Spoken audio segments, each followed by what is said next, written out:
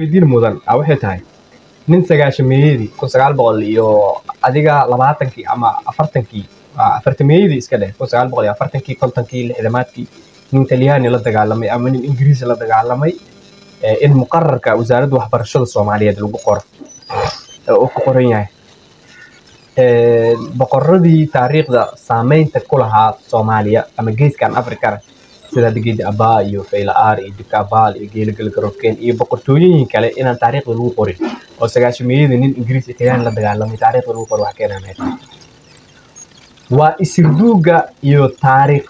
bedelka ama wax la yiraahdo taariikh yani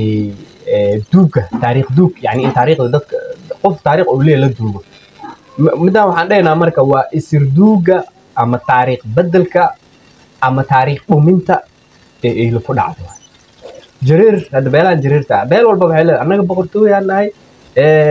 saana ma la dhaha boqortooyada beesha hebel aan la dhaha horta boqortooy beel ma noqoto boqortooy beel ma noqoto laakiin jufooyin waa hoos imaadaan beelaha hoos imaadaan tusaale marka su'aasha aan rabo inaan ku weydiiyo ama inaan idin weydiiyo idinka daawadayaasha aan weydiiyo waxay tahay eeylo marka laga reebo hadda waxa la yiraahdaa eeylada inta badan waxay u dhowdahay la yiraahdaa jareer ay u dhowdahay jareer way dhahan macnaha eeylo say jareer ku tahay eeylo horta jareer ma ahan hore waa idin sheegay haddana waa idin sheegay eeylo jareer ma ahan hawiyana ma ahan digil imarflana ma ahan daaroodna ma ahan eeylo waa boqortooyo qowmiyad ah oo dhulkan lahayd dhulkan deganeed dhulkan loo imaaday ya digil imarfla way weyn tahay digil imarfla iyada sameeyso digil imarfla 98 inta badan marka la fiiriyo 98ka intooda badan wax waaye eeylo waay jareertan kale beelahan jareerta hadda 9 aan nahay iyo beelaha jareerana la yiraahdo ama 10 beel ha aadaan ama 9 beel ha aadaan beelaha jareerta oo dhan marka la fiiriyo asalkooda boqolkiiba 98 laba beelood marka laga reebo inta kale kuwa Zanzibar ka yimi iyo kuwa aan ka yimaado ma sheegayo dhulkaan miyaasa iyo Zanzibar ka naftirkooda asal ahaan ba markii gadaal loo sii fiiriyo laakiin hadda dalkan maamana geeska waxaan ka hadlaynaa Soomaaliya ka hadlaynaa Ethiopia kama hadlayno Kenya noo dhowna kama hadlayno Soomaaliya marka taariikh duuga lagu sameeyay ka mid tahay beelaha jareerta ana boqolkiiba boqol inay jareer sameeysanto beela jareereed magacaas beela meeshan hal eeyla joogi laba beela joogto eeyli ama xarabisa joogi eeyli ama xarab maadaama ay joogi jireen beelaha jareer weyne say ku sameysmeen beelaha jareer weyne waxay ku sameysmeen faa'iidadii cadawga oo ka helay burburkii boqortooyada eeylo burburkii boqortooyada eeylo markii uu dhacay beelihii dhalin ilmihii eeylo ama jiilkii eeylo markaas joogay iyo ciidamadii iyo guutooyinkii dagaalada hogaaminaya taliyayaashii markaas eeylada ahaa naftooda waxay u doorbideen inay magacooda badashaan oo magacooda ku ilaalsadaan magac kale ay sameeysanayaan sadarteeda shirkadaha aad arkayso dhan markii eeylo laga tago eeylo shirkad ma ahan shirkadaha kale jareer beelaha jareer markaad aragto dhanba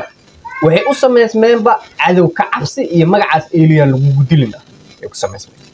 marka wax la yiraahdo beela jareer weyna ma jira wax la yiraahdo qowmiyad jareer weyna ma jirto waxa jirto wax la yiraahdo boqortooyada eeyla jirto wax la yiraahdo waayo asalkooda soo fiiriyay beelahan jareerta soo fiiriyay asal ahaantooda meelay ka imaadeen fiiri xana helaysa beelahaasi meelay ka imaadeen sida cumru naftirkiisa shirkad waa shirkadaas waxa lagu sameeyay inta badan eeyla ka roor ama eeyla ka cabsi waa waxa waay wax raadis hunguri raadis iyo dhoon raadis laakiin beesha kaliya ama qabiilka kaliya ama qowmiyadda kaliya oo hunguri qaybsi iyo dhoon raadis aan lagu sameeynin eeylo waa asal ahaanna eeylay u tahay magac ahaanna eeylay u tahay فرع iyo fir ahaanna waxay u tahay eeyli u tahay macnaha company ahaan looma sameeynin hunguri raadis ahaan looma sameeynin magacaas eeyli ku tahay ogaantay marka saas daraadeeda waa dhuminta lagu sameeyay in la dhumiyo magaca eeylo iyo in laga cararo magaca eeylo si magac kale loo sameeyo cadawna marka yaa tahay markii uu yiraahdo eeylo yani beel qabiil hebel aan ahay looda saas daraadeeda meelaha qaar markii aan fiirino qabiilada qaar meesha ay ka imaadeen asalkooda waxa uu noqonayaa asal aad u foolxun oo aan aaba lahayn isirna lahayn oo noqonaya asalkooda marka fiirino asal aad u foolxun oo noqonaya oo aan aaba lahayn xitaa waxa maqlaysaa mararka qaar qof hebel ah wada laga soo qaaday qof tuug ahaa qof yani wuxuu magacaasi wax loo bixiyo ma jiro yani waxa arkaysaa qof oo waxa macno lahayn lagu magac daray sadaraadeeda boqortooyada beesha Eylata marka af Carabi ahaan la yiraahdo mamlakatu Eylata iyo Eyla Kingdom marka la yiraahdo waa asal aan guurin asal aan la soocin yani oo aan la dhihin waxay kala leedahay saas ay kala leedahay wax meel walbana way degtaa marka taas aan loo fiirinayaa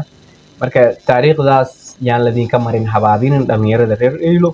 taariikhdiinana yaan la guurinin oo asalkiina taariikhdiinaba ma guursanto taariikhdiinana yaan ladinka boojaynin marka saas ogaanaysa